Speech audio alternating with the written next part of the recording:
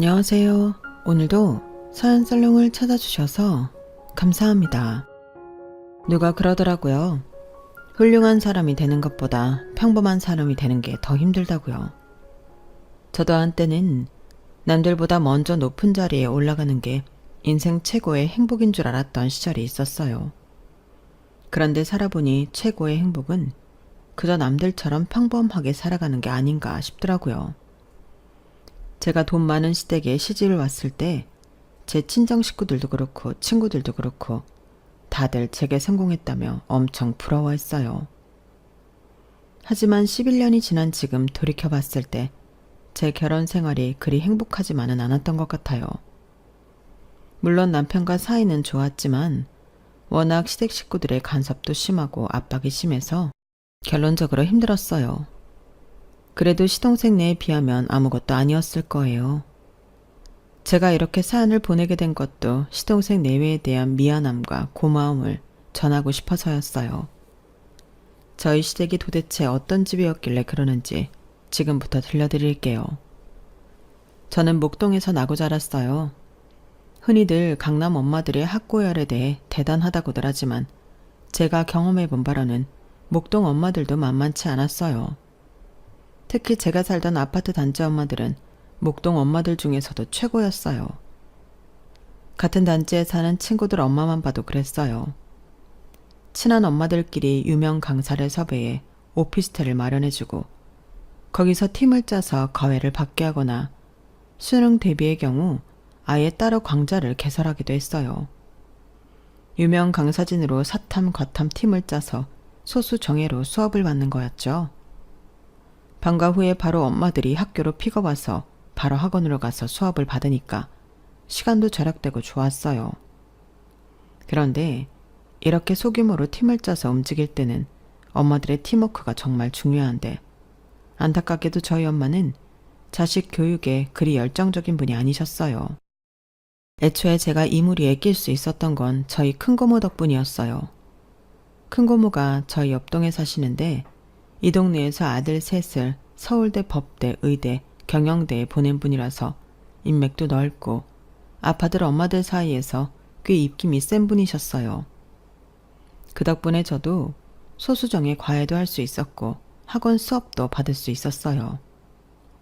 하지만 저희 엄마가 너무 신경을 안 쓰시니까 같은 그룹에 있는 엄마들 사이에서 말이 나오기 시작했죠. 아니, 누구는 집에서 편히 쉴 줄 몰라서 애들 등하교 셔틀 도는 줄 알아? 팀 다 짜놓는데 무임승차 했으면 애들 간식이라도 사 나르든가 못해도 픽업 정도는 같이 해야 하는 거 아니냐고. 어떻게 자기 애 맡겨놓고 한 학기가 다 되도록 코빼기도 안 보여.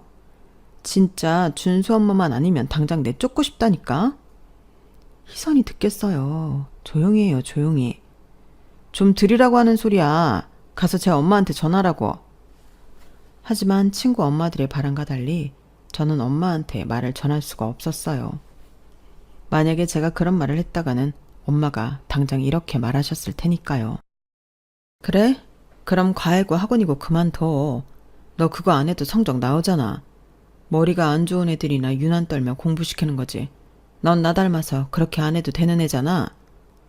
엄마는 제가 자신을 닮아 공부를 잘한다고 철석같이 믿고 사시는 분이었어요. 따지고 보면 엄마의 그런 믿음은 딱히 틀린 것만은 아니었어요. 초등학생 때부터 저는 친구들에 비해 노력을 덜 해도 성적이 잘 나왔거든요. 그리고 그건 확실히 엄마를 닮긴 했어요. 저희 엄마는 사교육 도움 없이 서울대 영문과에 들어갔거든요. 가정 형편이 어려워서 사교육을 받을 상황조차 안 되기도 했지만 워낙 머리가 좋아서 혼자 공부해도 전교 1등을 놓치는 적이 없었대요. 반면에 저희 아빠는 고액 과외는 물론 집에 가정교사까지 두고도 삼수 끝에 후기 때에 겨우 들어갔을 정도로 공부머리가 없는 사람이었어요. 그나마도 아빠가 삼수를 할 때 과외 선생을 잘 만나서 후기 때라도 붙었다고 하더군요. 그때 아빠의 과외 선생이 바로 저희 엄마였어요. 자기보다 2살 어린 여대생한테 과외를 받아야 했던 아빠는 자존심이 상해서 죽어라 노력했고 대학 합격을 통해 그 결실을 맺은 거였죠. 손 귀한 집 4대 독자를 대학에 넣어준 덕분에 엄마는 저희 할아버지 할머니한테는 생명의 은인과 같은 대접을 받으셨어요. 특히 할머니께선 엄마를 아빠 짝으로 이어주려고 엄청 공을 들이셨다더라고요. 엄마 대학 학비는 물론 단골 의상식에 데려가 철철이 옷도 맞춰주시고 수시로 용돈까지 주셨으니까요. 그렇게 공을 들인 뒤엔 엄마가 졸업을 하자마자 낚아채서는 아빠랑 결혼을 시키셨어요. 미국 유학을 보내주겠다는 말에 혹했던 엄마는 딱히 사랑하지도 않았던 아빠와 결혼을 하고 말았죠. 하지만 세상 일이 계획한 대로 되면 얼마나 좋았게요. 그러지 않는다는 게 문제였죠. 하필 신혼여행에서 저를 임신하는 바람에 엄마는 미국 땅은 밟아보지도 못했어요. 출산 후에는 육아를 하느라 당연히 유학 얘기는 꺼내지도 못했고요. 영문과 교수가 꿈이었던 엄마는 제가 태어나는 바람에 그렇게 바라던 꿈을 이룰 수 없게 되었어요. 애초에 미국 유학이 아니었다면 아빠와 결혼할 이유가 없었던 엄마와 부모님 성화에 등 떠밀려 결혼했던 아빠는 사이가 그리 좋지 않았어요. 쇼윈도 부부 그 자체였어요. 어릴 때부터 화목한 가정은 동화나 드라마에나 나오는 거라고 생각할 정도로 저희 부모님은 남보다 못한 사이셨어요. 대개 보면 부모님들끼리는 사이가 안 좋아도 자식한테는 따뜻하게 대해주기 마련인데 저희 부모님은 그렇지 않았어요. 저 때문에 자신의 인생이 망했다고 생각하는 분들이셨거든요. 그나마 제가 공부를 잘했기 때문에 엄마는 아빠보다는 저를 많이 챙겨주시는 편이었어요. 제가 엄마의 유전자를 많이 물려받은 것 같다시며 은근히 좋아하셨거든요. 하지만 딱 거기까지였어요. 어릴 때부터 학습지 한번 안 시켜주셨고 친구들이 다 다니는 보습학원도 안 보내주셨거든요. 그런 건 네 아빠처럼 돌대가리들이나 다니는 거야. 공부는 혼자 터득해서 하는 거지 남이 머릿속에 넣어주는 게 아니라고. 다행히도 넌 나를 닮아 그런데 시간 낭비할 필요 없으니까 학교 수업 잘 듣고 예습 복습이나 철저히 해. 중학생 때까지는 엄마 말대로 사교육에 도움 없이도 성적이 잘 나왔어요. 그런데 고등학교에 들어가고 나니까 조금씩 버거운 과목이 생기더라고요. 그러던 차에 큰 고모가 나서서 거의 모둠에 저를 넣어주셨고 그게 쭉 이어왔던 거였죠. 그런데 엄마가 하도 신경을 안 쓰니까 엄마들 사이에서 불만이 터져나왔고 그 말은 결국 큰 고모 귀에까지 들어가게 되었어요. 이렇게 사람이 어쩜 이래? 아니 그동안 얘만 맡겨놓고 픽업도 한번 안 해줬다는 게 사실이야? 세상에 내가 민정이 엄마한테 그 얘기를 듣고 너무 창피해서 쥐구멍이라도 찾고 싶은 심정이었다고. 희선이가 남의 자식이야? 올케 딸이잖아. 그런데 엄마가 돼서는 어쩜 이렇게 신경을 안 쓸 수가 있어? 과외 모드만 해도 그래. 내가 민정이 엄마한테 사정사정해서 희선이 낳아준 건데 올케가 그런 식으로 나오면 내 입장이 어떻게 되냐고. 길게 말할 거 없이 앞으로 일주일에 2번씩 올케도 애들 픽업 나가. 일도 안 하고 하루 종일 집에만 있는 사람이 그 정도는 해야 할 거 아냐. 큰 고모는 1시간 가까이 이번 일은 물론 그 전에 있었던 일들까지 끄집어내서 타박을 하셨어요. 그동안 쌓였던 걸 이참에 다 쏟아내겠다고 작정한 사람처럼 말이죠. 그런데 그런 노력에도 불구하고 그 얘기를 가만히 듣고 있던 엄마가 말미에 던진 한마디에 큰 고모는 넉다운이 되고 말았어요. 애들 머리는 엄마 닮는다잖아요. 그러니 그렇게 머리 안 좋은 엄마들이 자식들을 다그치는 거 아니겠어요? 자기 머리 닮아서 공부 못할까봐 자식들한테 좋은 머리는 못 줬으니까 돈으로라도 처발라 주겠다. 이런 심산인 모양인데 형님도 아시잖아요. 우리 희선인 그럴 필요 없다는 거. 내 딸은 형님 자식들이랑은 다르거든요.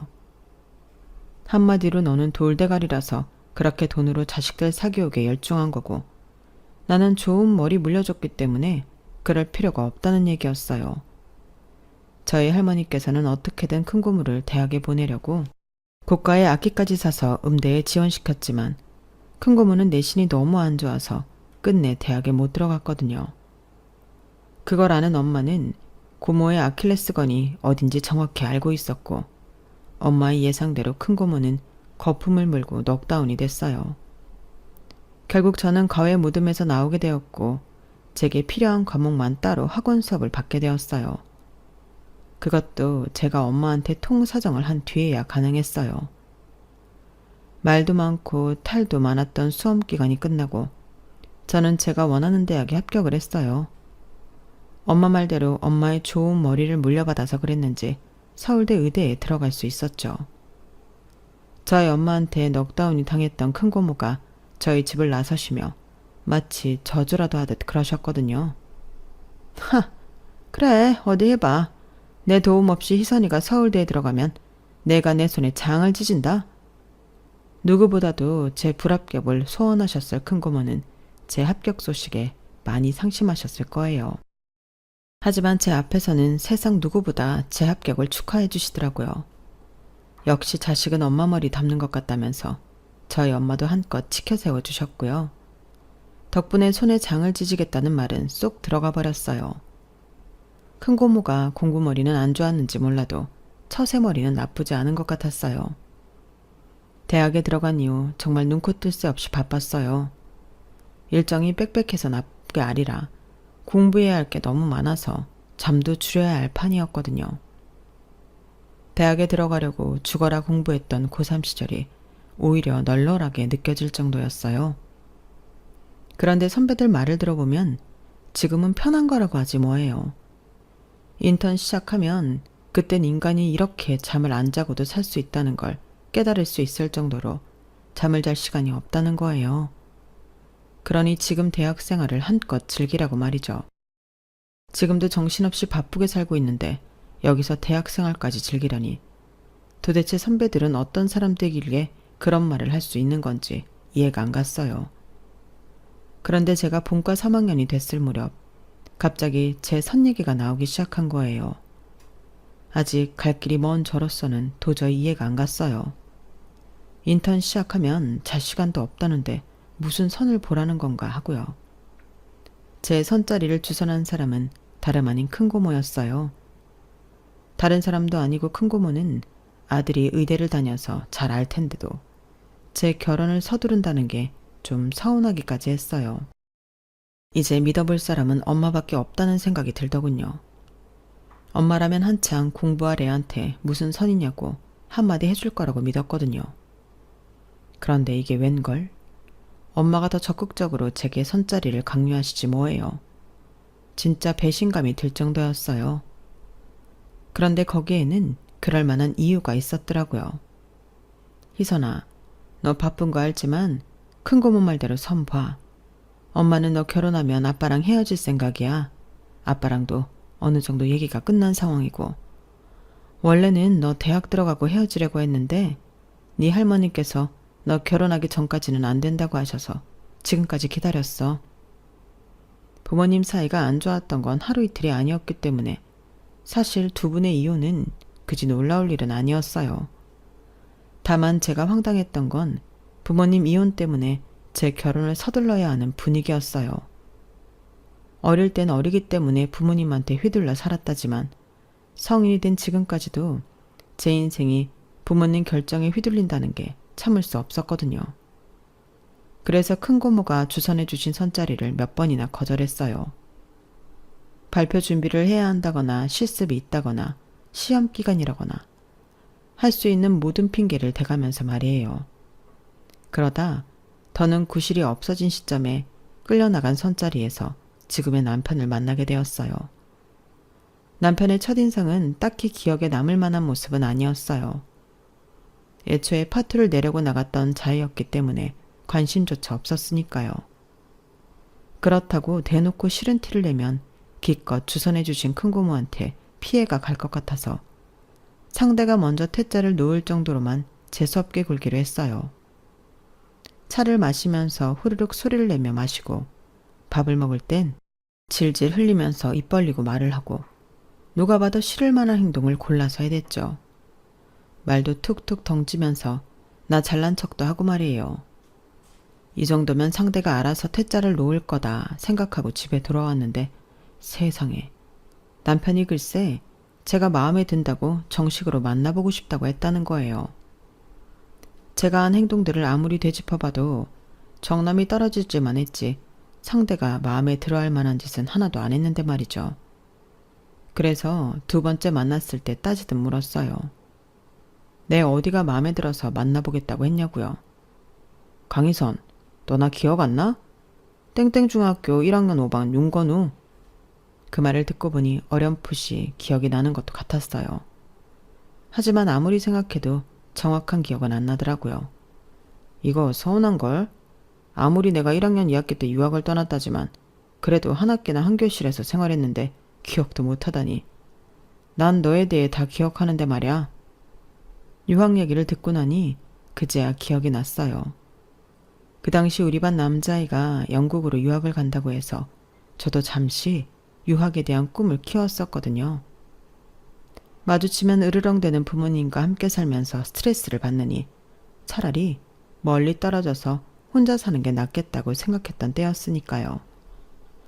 아무튼 모르면 모를까 중학교 동창이란 얘기를 듣고 나니 저번처럼 함부로 행동할 수가 없더라고요.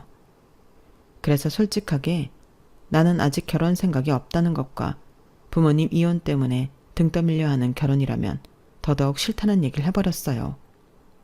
그랬더니 남편이 그러더라고요. 나도 날 기억도 못하는 사람이랑 당장 결혼할 생각은 없어. 결혼은 있고 일단 만나보자. 그러다 마음이 맞으면 친구 사이로 지내면 되고 애정이 생기면 연애를 하든 결혼을 하든 하면 되잖아. 어차피 이번 선 깨지면 너희 집에서 다른 선자리 잡을 텐데 차라리 나랑 만나보면서 시간 끄는 게 낫지 않겠어? 듣고 보니 틀린 말이 하나도 없었어요. 이번 선이 어그러진다고 해도 큰 고모는 또 다른 선자리를 찾아오실 게 뻔했으니까요. 그래서 남편 말대로 일단 만나보기로 했어요. 동창이라서 그런지 연애를 한다기보다는 친구를 만나는 기분으로 약속 장소에 나갔고 잘 보이려 하기보다는 친구와 소소한 일상을 나누는 기분으로 대화를 해나갔어요. 그동안 이렇다 할 만한 친구를 사귀어 본 적이 없었기 때문에 이렇게 마음 편히 제 속 이야기를 나누었던 친구도 없었어요. 그래서 남편을 만나면 오히려 힐링을 하는 기분이 들더라고요. 만난 지 3년이 넘었는데도 결혼에 대한 압박도 없고 인턴 기간 중에는 바쁜 저를 위해 모든 걸 제 스케줄에 맞춰줬어요. 시댁에서도 의사 며느리를 바랐던 거기 때문에 인턴을 마칠 때까지 별다른 말 없이 기다려주었어요. 오히려 저희 부모님이 더 닥달을 하셨을 정도예요.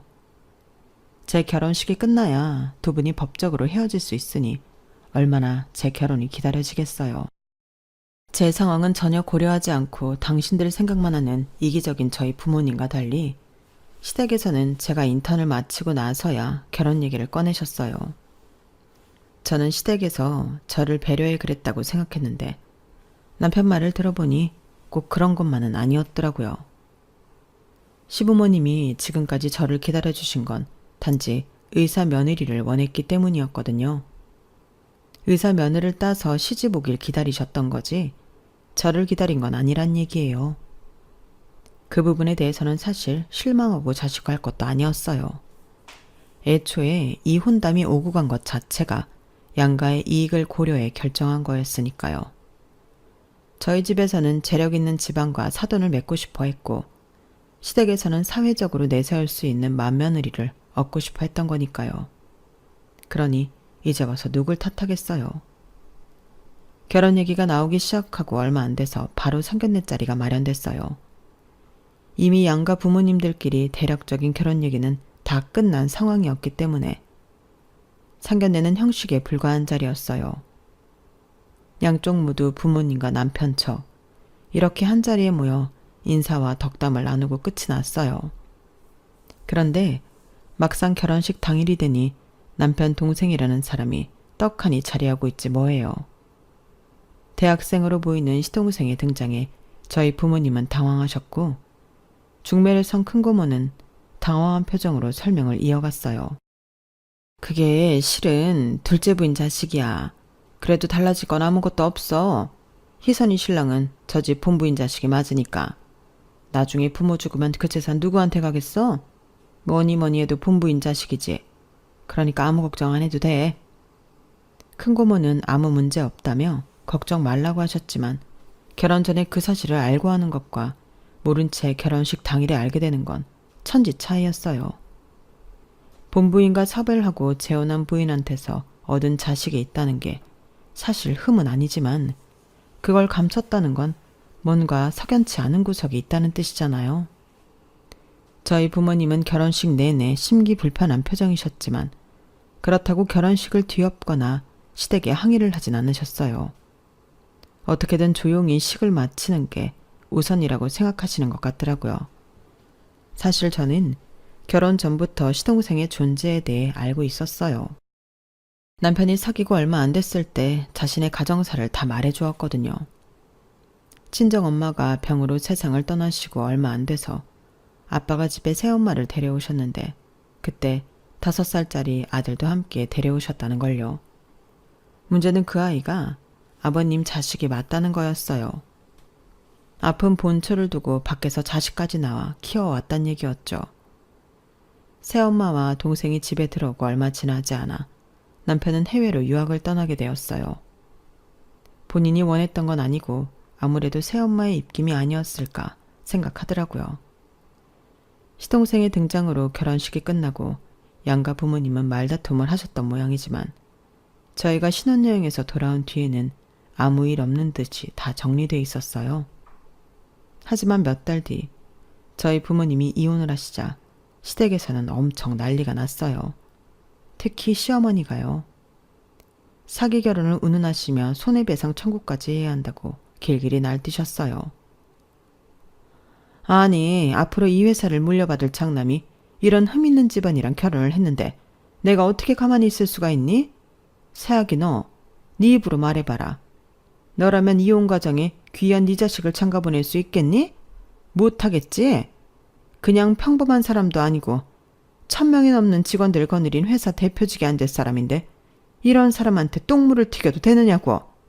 사람들이 뒤에서 뭐라고 하겠니? 안 그래도 큰애 사업 실적이 안 좋아서 말들이 많은 판에 저것까지 이 모양이라니 나 원참. 어머님의 말씀을 들어보면 표면적으로는 장남을 끔찍이나 생각하는 것처럼 들릴지도 모르겠지만 자세히 따져보면 오히려 그 반대였어요. 본처 자식인 맏아들한테 흠이 생겼으니 대표 자리를 다른 아들, 즉 자신이 낳은 둘째한테 넘겨야 한다는 취지의 밑밥이었거든요. 제 남편의 실적 문제를 운운했던 것도 제 남편을 무능한 인간으로 보이게 하려는 수작이었어요. 사실 남편이 아버님 회사에서 일하면서 성공시킨 프로젝트가 많았는데도 그건 제쳐두고 딱 한 번 실패했던 것만 문제 삼고 있었으니까요. 그날 이후로도 어머님은 집안 사람들이 모일 때마다 제 친정 부모님의 이혼을 운운하며 제 남편까지 함께 깎아내리기 시작했어요. 자기 아들을 차기 대표로 만들기 위한 빌드업 작업이었죠. 그리고 그 완성은 제 친정보다 더 재력 있고 저보다 더 사회적 지위가 높은 둘째 며느리를 들이는 거였어요. 대학생 신분인 시동생은 이런 모친의 욕망 때문에 시도 때도 없이 선자리에 불려나가야 했어요. 예전에 나를 보는 느낌이라서 괜히 짠하긴 했지만 그렇다고 제가 나설 일은 아니라서 두고 보기만 했어요. 그런데 생각지도 않은 순간에 어머님의 꿈이 아작이 나고 만 거예요. 학교에서 같은 과 동기들과 농구를 하던 시동생이 농구 코트 근처에 세워져 있던 자전거랑 부딪혔는데 하필 다친 부위가 중요 부위라서 병원에 실려가게 된 거예요. 시동생의 사고 소식을 듣고 저희 부부도 병원으로 달려갔는데 가보니 어머님이 아주 사색이 되셨더라고요. 어머님은 저를 보자마자 달려와 제 손을 잡고는 통사정을 하셨어요. 얘 큰애야. 네가 의사 좀 만나봐라. 의사 말로는 심한 경우 무정자증이 될 수도 있다는데 이게 무슨 마른 하늘의 날벼락이니? 너도 의사니까 잘 알 거 아니니? 네가 가서 어떻게 좀 손 좀 써봐. 우리 아들 고자 안 되게 네가 좀 도와달라고. 우리가 의사 며느리를 들인 이유가 뭐냐? 이럴 때 힘 좀 쓰라고 그런 거 아니야. 어서 가서 좀 잘 좀 알아봐. 어서. 어머님은 악을 쓰며 울음을 터뜨리셨어요. 어머님께 등 떠밀려 담당 의사를 만나봤더니 최악의 경우 무정자증이 될 수도 있지만 아직은 상태를 지켜봐야 하는 상황이라고 하더군요. 그 정도 말로는 어머님을 진정시킬 수가 없었어요. 어머님은 마치 자기 아들이 무정자증 판정을 받은 것처럼 겁에 질려 있었거든요. 얼마 뒤 시동생은 퇴원을 하게 됐고 우려했던 결과가 현실이 되어버렸어요. 여러 번의 검사에도 불구하고 똑같은 결과가 나왔거든요. 어머님은 진단 결과를 들으시고는 그대로 기절을 하셨어요. 그날 밤 본가로 불려갔던 남편이 집에 돌아와 그러더군요. 어린 놈이 참, 왜 수술도 불가능하대? 그렇다나 봐. 자식, 하필 다쳐도 거길 다쳐서는. 시동생의 무정자증 판정으로 인해 시댁 분위기는 많이 변했어요.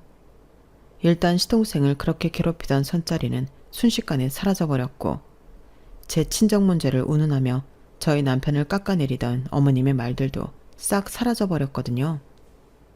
하지만 그때까지도 어머님은 자신의 아들을 차기 대표 자리에 앉히겠다는 꿈을 버리지 않으셨는데 몇 년 뒤 시동생이 그 꿈을 아주 개박살을 내버렸지 뭐예요. 다름 아닌 결혼으로 말이죠. 대학을 졸업하고 아버님 회사에 들어온 지 1년도 안 돼서 느닷없이 결혼을 하겠다고 나선 거예요. 문제는 그 상대가 같은 부서 여직원으로 시동생보다 2살 연상의 고졸 계약직이라는 거였어요. 어머님은 무정자증인 아들을 내놓으라는 집안 딸과 이어줄 수 없다는 건 알았어도 이 정도로 눈에 안 차는 신부감을 데려올 줄은 몰랐던 거죠. 그런 탓에 어머님은 머리를 싸매고 들어 누웠어요. 당신이 죽기 전엔 이 결혼은 절대로 안 된다고 못을 박으셨죠. 하지만 평소 말 잘 듣던 시동생이 이번엔 웬일인지 고집을 부리더라고요. 엄마가 허락 안 해도 나 이 여자랑 결혼해요. 어차피 나 같은 놈한테 딸 주겠다는 집안도 없잖아요. 엄마가 원하는 며느리 죽었다 깨어나도 못 얻는다고요. 그러니까 포기하세요. 내 결혼 반대하시면 평생 혼자 살 테니까 그런 줄 아시라고요. 곱상하게 엄마 말 잘 듣는 도련님인 줄 알았더니 서슬퍼런 어머님을 한 번에 이겨먹는 시동생을 보니 대단하다 싶으면서도 한편으로 나는 그동안 왜 그러지 못했나 후회스럽더라고요. 결혼해서 이날 이때까지 저는 부모님 이혼에 트집 잡혀서 제 목소리 한번 못 내고 살았거든요. 게다가 아들을 기대하시는 시부모님 바람과 달리 딸을 출산하는 바람에 맏며느리 노릇도 못한다고 얼마나 욕을 먹고 사는데요. 그래서 더 시동생의 결혼이 통쾌하게 느껴졌는지도 모르겠네요. 새로 들어온 동서를 볼 때마다 어머님이 제게 하셨던 말을 떠올렸거든요. 맏며느리는 망했지만 둘째만큼은 어느 집안에도 빠지지 않는 애를 드릴 거다. 우리 상우 결혼만큼은 내가 제대로 치러줄 거라고. 그렇게 호언장담을 하시더니 저보다 눈에 안 차는 며느리를 드리게 생겼으니 얼마나 통쾌하고 신이 나요. 물론 시동생이나 동서가 마음에 안 들어서 그러는 건 아니에요. 어디까지나 두 사람한테 악감정은 없으니까요. 그런데 동서가 시집 오고 몇 달 지나지 않은 어느 날이었어요. 동서가 제가 일하는 산부인과에 찾아왔더라고요. 동서가 여긴 웬일이야? 어디 아파? 형님, 저 검사 좀 받고 싶어요. 테스트로는 임신이라고 나오는데 확실하게 알고 싶어서요. 그때까지만 해도 테스터가 잘못됐을 거라고 생각해서 작은 희망에도 저를 찾아온 동서가 불쌍하게 느껴졌어요. 그런데 동서, 임신이야. 아니 어떻게 이럴 수가 있지? 내 손으로 직접 확인한 임신 결과에 머리가 복잡해졌어요. 얌전한 고양이 같은 동서가 설마 시동생 모르게 밖에서 남자를 만나고 다닌 건 아닌지, 아니면 기적이 일어나 무정자증이던 시동생이 정자를 배출하게 된 건지 오만 가지 생각이 뒤엉켜버렸거든요. 제가 멍한 표정으로 마른 침만 삼키고 있었더니 동서가 그러는 거예요. 형님, 시댁의 비밀이에요. 제발 부탁 좀 드려요. 커다란 눈망울로 저를 바라보면서 부탁을 하는 동서를 보니 저도 안 된다는 말은 못하겠더라고요. 제가 이 집안의 며느리이기 전에 저는 의사이기도 했으니까요. 환자 상태는 절대 함부로 외부에 떠들어서는 안 된다는 직업 윤리 때문이었어요. 그렇게 동서가 돌아가고 저는 고민에 빠졌어요. 아무리 꼴보기 싫은 시어머니라고 해도 남의 자식을 임신한 며느리를 두고 보게 할 수도 없고, 특히나 시동생이 상처받을 걸 생각하면 당장 전화를 해주고 싶은 심정이었거든요. 하지만 현실은 남편한테조차 말 못하고 벙어리 냉가슴을 앓을 뿐이었어요. 다행이라고 해야 할지 불행이라고 해야 할지 동서는 마른 체형이라 그런지 5개월 차를 넘어서는데도 조금도 티가 나지 않았어요. 그런데 그 무렵 시동생이 또다시 폭탄 선언을 해버린 거예요. 부산지사에 내려가겠다고 말이죠. 당연히 어머님은 극구 말리셨죠. 안 그래도 시동생이 결혼할 때 본가에서 데리고 살겠다고 하시는 걸 아버님이 다 큰 자식은 품에서 놔주라고 하셔서 분가를 시켰던 건데 지방으로 가겠다뇨. 그것도 서울에서 멀리 떨어진 부산이라니. 그런데 이번에는 아버님도 시동생 편을 들어주지 않으셨어요. 그러자 시동생이 그럼 해외에 나가 공부를 더 하겠다고 그러는 거예요. 딱 봐도 공부를 더 하고 싶어 하는 건 아닌 것 같고, 단지 식구들한테서 떨어져 지내려고 그런다는 게 눈에 보일 정도였죠. 저는 그게 동서가 시동생을 구워 삶은 거라고 확신했어요. 얼마 뒤면 출산을 해야 하는데 시댁 근처에 살면서 들키지 않을 수가 없으니까요. 결국 시어머니는 시동생 부부의 부산행을 허락하셨어요. 해외로 나가면 명절에 얼굴 보기도 힘들지만 그래도 부산은 마음만 먹으면 언제든 가볼 수 있는 거리니까요. 그렇게 시동생 부부가 부산으로 내려갔고 동서한테 제가 아는 산부인과를 연결해 주었어요. 수시로 동서랑 통화를 하면서 상태 체크도 했고요. 그렇다고 제가 사람이 좋아서 그런 귀찮은 일을 사서 했던 건 아니에요. 단지 어릴 때 부모님을 잃은 동서한테는 딱히 친정이 없어서 돌봐줄 사람이 없었다는 걸 알기 때문이었어요. 의사로서 한때 내 환자였던 동서를 끝까지 책임진다는 뜻으로 말이죠. 부산에 사는 동안 나날이 배도 불러왔고 결국엔 시동생도 임신 사실을 알게 된 것 같더라고요. 그런데 하필 동서가 출산 예정일을 일주일 앞두고 일찍 출산을 하게 된 거예요. 마침 시동생은 서울지사에 가 있는 터라 쉽게 빠져나올 수가 없는 상황이었고요. 동서의 출산을 시댁에 알릴 수는 없는 처지잖아요. 그래서 제가 대신 부산으로 달려갔어요. 도착해보니 이미 동서는 분만실에 들어가 있더라고요. 제가 할 수 있는 일이라고는 분만실 앞에 놓인 의자에 앉아 동서의 순산을 기도하는 것 뿐이었어요. 그런데 1시간쯤 지났을까요? 분만실 입구에 걸려있던 전광판에 불이 켜지더라고요. 딸이었어요. 정리를 마친 뒤 침상에 실려 분만실을 나온 동서를 보니 얼마나 힘들게 산통을 겪었는지 알겠더라고요. 온몸이 땀에 젖어서 기진맥진한 상태였거든요. 동서는 저를 보자마자 울음을 터뜨렸어요. 산부인과 의사로서 수많은 산모들을 봐왔지만 그 순간만큼은 저도 울컥하더라고요. 제가 출산을 했던 그때가 떠올랐거든요. 그렇게 서로를 미워했던 부모님인데도 제가 출산을 했다는 소식에 두 분이 한 걸음에 달려와 분만실 앞을 지키고 계시더라고요. 그때 엄마 아빠의 눈빛이 너무도 따뜻하고 다정해서 창피한 것도 모르고 펑펑 울었더랬어요. 아이를 낳아보니 부모님 마음을 알 것 같았거든요. 세상에 자기 자식한테 사랑이 없는 부모는 없다는 것도 말이죠. 그래서 부모가 안 계신 동서의 눈물에 저도 모르게 울컥했던 것 같아요. 일반실로 내려온 뒤 동서한테 미역국을 먹였어요. 그랬더니 동서가 저보고 친정엄마 같다고 우스갯소리를 하더군요. 동서, 애 낳느라 힘든 사람한테 이런 말하기 그렇지만 이제 어떡할 거야? 도련님은 동서를 이해해준다고 해도 어머님 아버님은 어떻게 설득할 거냐고. 아니, 그보다 애 아빠가 누구야? 그 사람한테 알려야지. 그러자 동서가 싱글싱글 웃으며 그러는 거예요. 일 마치면 여기로 온다고 했어요. 자기 애가 태어났는데 어떻게 안 오겠어요? 맹랑하게 이런 소리를 하는데 지금까지 가여웠던 마음이 싹 사라지는 거 있죠. 그런데 잠시 뒤 제가 뒤통수를 제대로 맞았지 뭐예요. 애 아빠라고 병실로 들어온 사람이 다름 아닌 제 시동생이었거든요. 어떻게 이런 일이 벌어질 수 있냐고요? 글쎄 시동생이 식구들 모르게 정관계통 수술을 받았더라고요. 정자 생성은 되는 대로 밖으로 배출되는 통로가 막혔던 폐쇄성 무정자증이었기 때문에 가능한 일이었어요. 그런데도 시댁에 비밀로 했던 건 어머님 때문이더라고요. 원치 않는 사람과 결혼을 시켜서 형 자리를 뺏게 하려는 수작에 동참하고 싶지 않았다고 말이죠. 이미 형한테서 많은 걸 뺏었어요. 제가 부모님 사랑받으며 행복하게 살 때 형은 아무도 없는 외국에서 기숙사 생활을 했잖아요. 제가 받아야 할 사랑은 원래 형 몫인데 말이죠.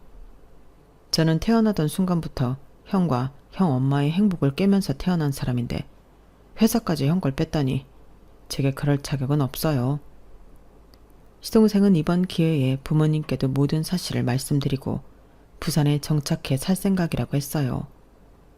더는 남의 것을 뺏지 않고 스스로 벌어서 자기 가족을 먹여 살리겠다고요. 부모가 돼보니 더는 창피하게 살면 안 되겠더라고요. 내 아이가 보고 배우면 어떡해요. 아이 앞에 떳떳한 부모가 되겠다는 시동생을 보니 이제야말로 진짜 어른처럼 보이더라고요. 몇 개월 뒤 시동생 부부는 아이를 데리고 시댁을 찾았어요. 시어머니는 눈을 까디집고 당장 이혼하라고 난리를 피웠지만 아버님이 딱 한마디로 정리해 주시더라고요. 그래, 가장이 돼서 그 정도 기백은 있어야 내 식구들 굶기지 않지. 하지만 퇴사는 안 된다. 너는 가장이기 이전에 내 아들이야. 나도 내 새끼가 밖에서 힘들게 사는 건 못 본다. 회사는 처음부터 네 형한테 줄 생각이었으니 괜한 걱정 말고 너는 형 도와서 형 밑에서 일해봐. 그리고 작은 애야, 수고했다. 동서를 온전히 가족으로 받아들인 아버님 결정은 결국 어머님 고집도 꺾게 만들었어요. 덕분에 저는 집안에서 어깨에 힘 좀 주고 살게 되었고요. 이제는 저를 친정엄마처럼 따르는 동서랑 저를 인생의 은인처럼 받드는 시동생 때문에 집안에서 파워가 강해졌거든요. 사람 사는 곳엔 별의별 일이 다 있다지만 어쩌면 그래서 우리 인생이 더 끈끈하게 인연을 맺게 되는 건지도 모르겠네요.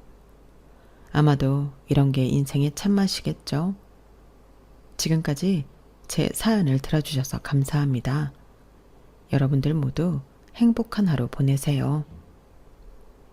여러분, 사연 댓글에 응원과 현명한 조언 부탁드려요. 좋아요와 구독은 저에게 큰 힘이 됩니다. 오늘도 좋은 일 가득하세요.